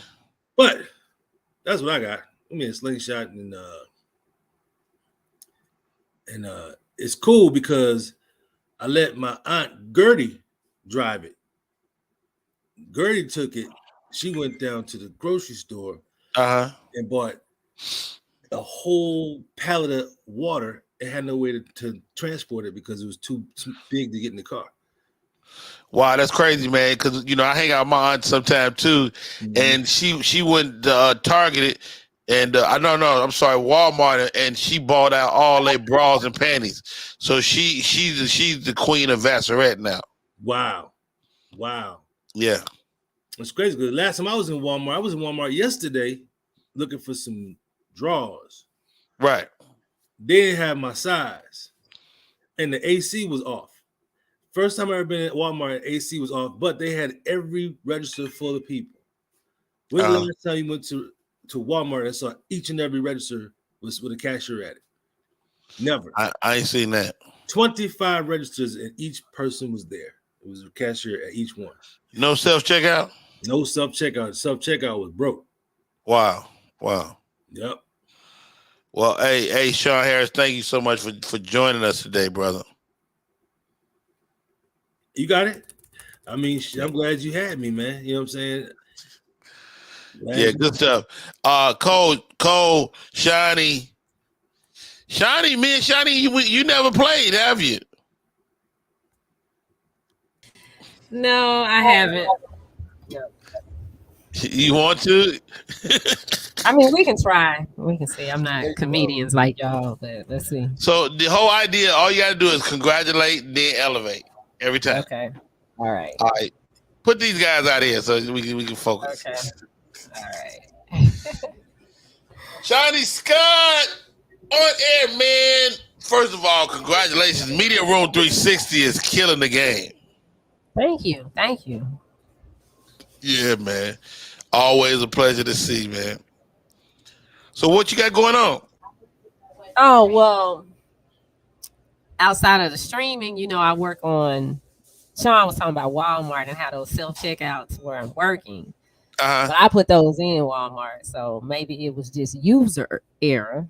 And, you know, Wow. Walmart has contracted me now to do 85 speakers in their stores, too. So wait a minute. yeah. You put the point of sale joints in the Walmart? Mm-hmm. Some of them. Wow, that's crazy. And so people just walk up and use them, like, and scan their own stuff. Yeah. Wow, that's crazy, man. You know, first of all, congratulations. You know, thank you. and you probably not gonna believe this, but I didn't even want to tell nobody. I'm not so jealous.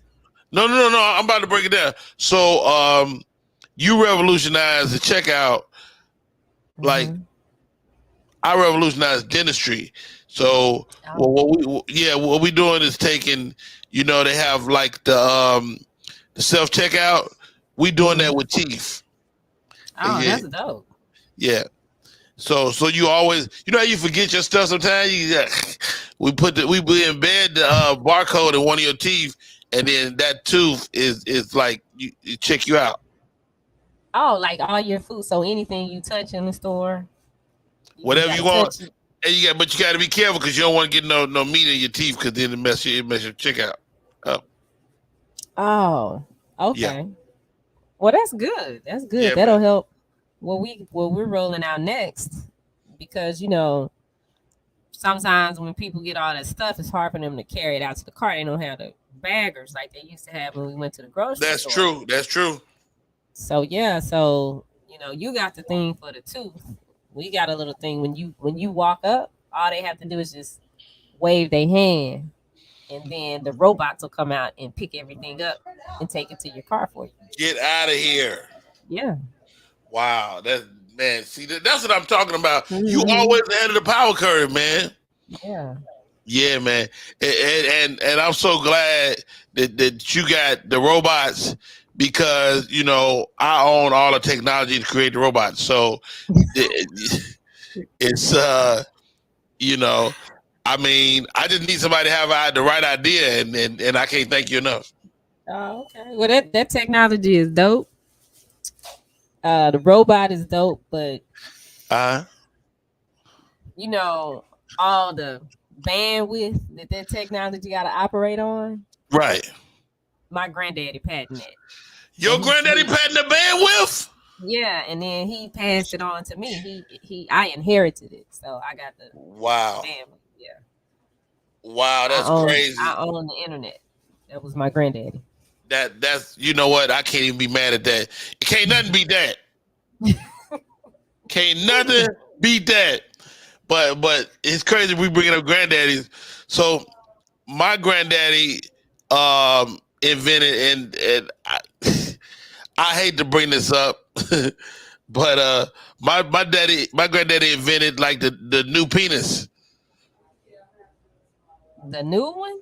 Yeah. So apparently it was guys having issues with the one that they got from God. So my granddaddy invented the new one.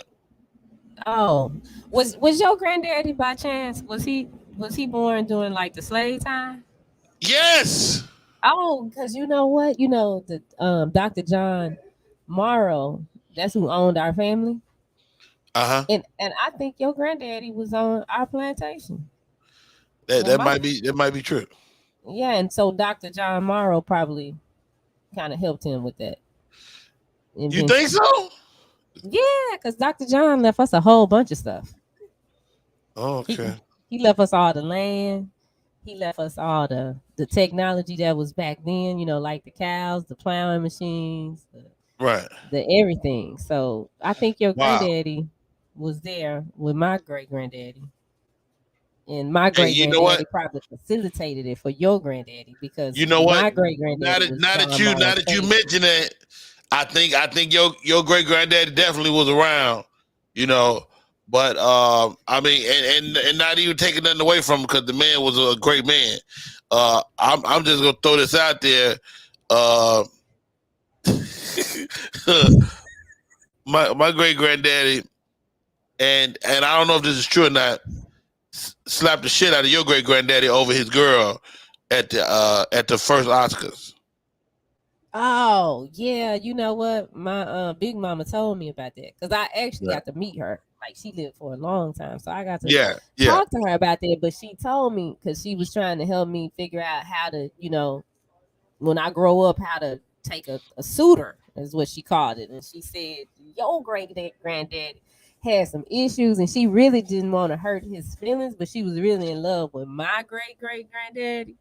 Get And out of so here. to make your great granddaddy feel good, she kind of, egged him on and made him feel like he was providing more than what he really was. But he And wasn't he at kind of all. got, the slap came because he found out that she told my great granddaddy that his sex game was whack. So that's why he had to come Ooh. up with the new penis thing. So Got Dr. it. Mara Got got it. Got it. involved Got it. and he sorted it out. So she didn't want to hurt your, she didn't want to hurt your pappy feelings. No. And I hear that because I kind of heard that story before. Now that you mention it, and the crazy part, my great granddaddy and your great grandmama. Well, she said she didn't like it, but it turned out she really did. Oh. Because I Well, didn't you put know the. what? Really, that probably ain't even your great granddaddy. I probably got two. Is that right? I'm his granddaughter. I'm his great granddaughter. So I got all this. You know adopted. what? Now that might be true. That might be that could definitely be true. Shiny Scott, well done. Never afraid. I love it. Let's do this. Let's take a break. Let's come back and do Ask Uncle Rodney, and we'll get ready to get up out of here. All right. What up, y'all? It's Michael Sean, and I know you want to be a podcaster. You want a successful podcast. You want to give your views and opinions, but you just don't know how to do it correctly. That's why you got to hit up ShawneeScott.com. You want to be on radio, and you want to know how to build your radio career. ShawneeScott.com. She's done all of this. I've worked alongside her for years, and I will tell you the information that she can give you is on a value level that I can't even put a price on it. All you have to do is go to ShawneeScott.com. Your future, right now. That's it. Michael Sean. Yeah.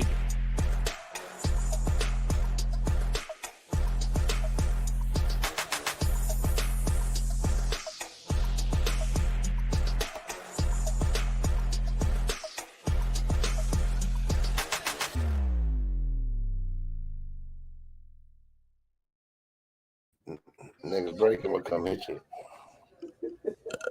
What y'all talking about?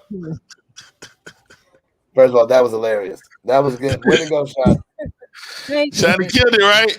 Hey, y'all, it's Rodney Perry. You tuned in to Rodney Perry Live. It's time for the segment we know and love. Ask Uncle Rodney. All righty. Hey, Uncle Rodney.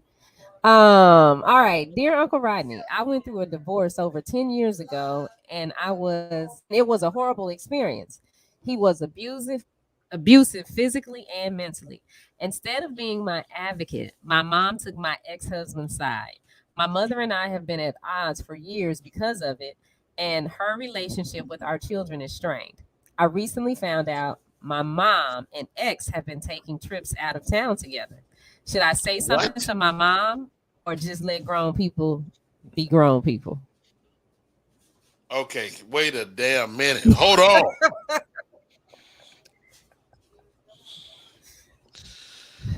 All right. Okay, I got to process this. So, read it again, Shiny shit. Okay. Dear Uncle Rodney, I went through a divorce over 10 years ago, and it was a horrible experience. Divorce, big time divorce. Okay. He was abusive physically and mentally. Instead of being my advocate, My mom took my ex-husband's side. My mother and I have been at odds for years because of it, and her relationship with our children is strained. I recently found out my mom and ex have been taking trips out of town together. Should I say something to my mom or just let grown people be grown people? OMG. All right. Sean Harris, what would you do? Stay in the child's place. I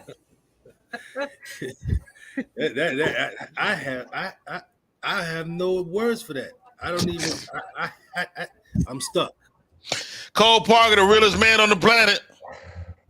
You got to say something to your mama, right? You got to just see what's going on. It may be they just may be good friends and all this good stuff, but but maybe she is crazy. Maybe she got the booty from her mama, not a mind from her mama. So maybe I don't know. There's been some chicks out there that their mamas had some really nice bodies, and even though they had gray hair, then I may have tried, especially on the trip. Who paying for the trip? I got a lot of questions. There's definitely a lot of questions. Here goes. Go back to the top of the letter. I'm divorced. It's none of your business, girl. Oh, wow. Your ass is divorced. You don't want to be with him. If your mama was taking his side, she needed to let him go upside her head 2 or 3 times. I said it. You are divorced. You had the wherewithal to get out of the relationship. Well done. He was fighting you. The mama was taking his side. And now she's taking his side. The best thing people can do sometimes is the best favor a person can do for you is to take a bad situation off your hands. Thank you, Mom, with your trifling self. Thank you. You got out the relationship. You did yourself a favor. Shiny Scott, I see you disagree. Oh, no, I'm just shocked that, if this was me and my mom, I'm going to talk to my mama. I'm going to know what's going on. What are you doing? You're my but you know what's going on. You know what's going on, Shiny Scott. You got a divorce from the guy. He was abusive. Yeah. Mom supported him. Your mother is a whore. She's not a mom. She's not a mom. Nope. Some moms don't deserve mom credit. And now she going on vacations with the abuser. She need to get. I'm not gonna say she need to be beat. But Harpo told me to beat. I don't know. I don't know. I don't know. I have a guest in the queue. I'm going to ask him to come on and give us a piece. This is Black Poetry Month. And I wanted to bring another poet on. We had the great Georgia Me on yesterday. Kamal Speaks. How are you, sir? I'm excellent, King. Can y'all hear me clear? Yeah, we hear you. Hey, can you give us a piece for Black Poetry Month?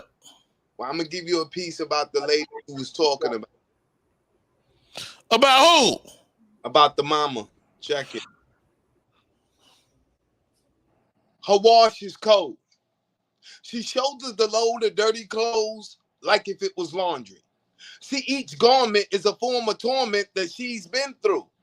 Her wash cycle, menstrual, a bloody mess. And she can't wait for laundry day to wash the pain away. See, she figures if her clothes are clean, she won't remember the dirty things she can only see in her dreams. She goes to the cleaners for her self-esteem. See that dress she puts on when she's depressed? Needs to be ironed and pressed, but don't press the issue. The issue's skin tissue. And she can't count how many times it's been through the ringer. She's been soaked in society's confusion. Let me explain. She's been influenced to be a bad bee when she wants to be a good woman So she rinse until washing doesn't make sense. And she starts to question, should she continue going to the laundromat every Sunday, screaming hallelujah, paying tithe for tithe, cleaning everything, but still feeling dirty on the inside? You'd be surprised how she hides the pain between her thighs in a clean outfit. And she's been taught not to let the hood soften her, so love can never be her fabric softener for that rough exterior. And she doesn't use a dryer. She lets her cries drip dries. Her eyes is on its last cycle spin before it starts again. But them tears will leave her scarred. And whoever would have thought doing laundry would be this hard. Ladies and gentlemen, Kamal speaks. Dude, how'd you have that ready? When you stay ready, you don't have to get ready. Hey, I'm not mad at that, dude. I'm not mad at that. I had a chance to go to one of your events a couple of weeks ago. When is the next R&B versus poetry? It is June 15th, and when you come, you better be ready to be entertained, because I'm going to ask you. What am I going to ask him, Rodney? Are you not entertained? That's what's going down. I don't give a fuck poetry, comedy. You got to be entertained. A lot of people don't allow themselves to be entertained. You go to the comedy club nowadays, I'm not going to laugh. What the fuck you mean you're not going to laugh? Oh, I don't want to hear the poetry. Why did you come here? People don't like to clap. I think they think they catch COVID. But nobody like to clap. But that's the old school venereal disease. Look, Kamal, man, I mad love, mad respect. Thank you for coming on the show, bro. Thank you thank you. I really appreciate it. The love, the support, and super shout out to you. Thank you. Yo, hey, thank you, bro. Appreciate you. Shiny Scott, Cole Parker, Sean Harris. It's been a fun show today. Yeah. Thank you guys for rocking with me, getting us through it. It's been an arousing 2 hours. Sean Harris, what's next? How do we stay in touch? Well, you got my Facebook. My Instagram is at comedian Sean Harris. It's spelled ShawnHarris. I'm on social media. I mean, I'm on the road right now doing these shows. I got stuff this weekend in DC and Virginia. They're coming up Los Angeles and Las Vegas. I got a question. What's that? Are you related to Robin Harris? That is a question that everybody wants to know. So you gonna share the story or what? I'm getting baby kids vibes. Because I'm like, he looks familiar. And he sounds familiar. It's like not by blood, no. We're not. We're just spiritually connected. Say that. You know how Snoop called everybody nephew? Mm-hmm. That's how I got greeted. Oh, that's what it is. But you did meet Robin, and Robin did give you the nod. Yes, he did. That was before I even started doing comedy. Like, man, you could be like somebody said, y'all cousins, whatever. I said, nah, not at all. He said, yeah, boy, but you know what? I might have we might have some bloodline somewhere down the line because we look alike. So he's like, okay, nephew. He started calling me nephew. And I just kept it. How tall was he? He was a short guy, right? 5'7", maybe. 5'7". Yeah, I figured he was like my height. You know, his wife told me that she said I bear some comparison to him. Yeah. Physically. You know. Do. You got that stature, that little bull, that pit bull stature. You got bull. You know, the pit bull is strong shoulder. Okay. How do we follow you on Instagram, Sean? At comedian Sean Harris. Comedian, no spaces, ShawnHarris. Cole Parker. He's at Cole D. Parker. Cole has a group, get this, Shiny, on Facebook. What's the name of the group, Cole? The I Don't Give a Fuck group, IDGAF group. How many members? Now. How many?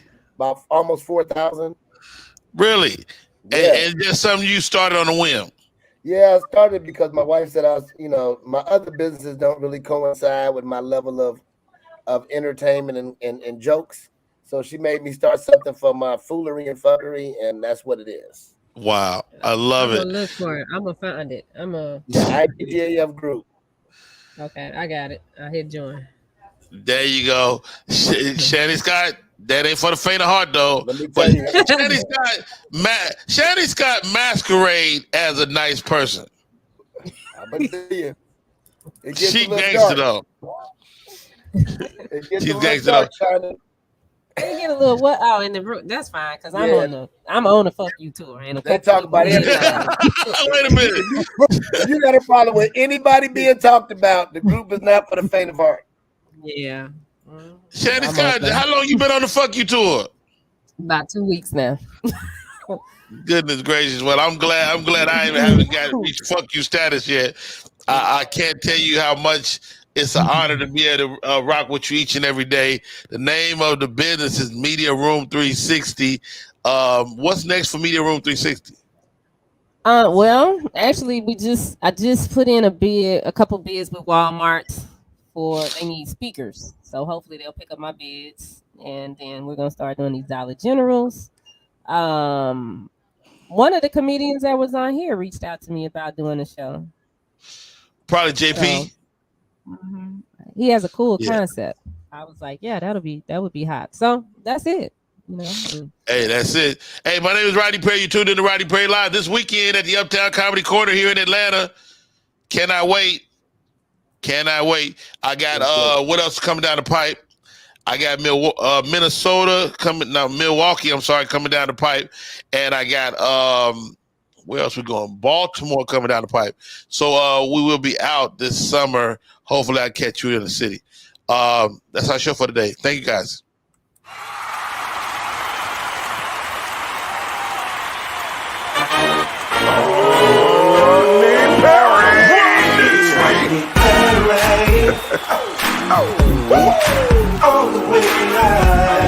Get ready for America's #1 funny man. What? Hey. Make some noise. Ladies and gentlemen, from LA to New York, Chicago to Mississippi, let's give it up for America's #1 funny man, Rodney.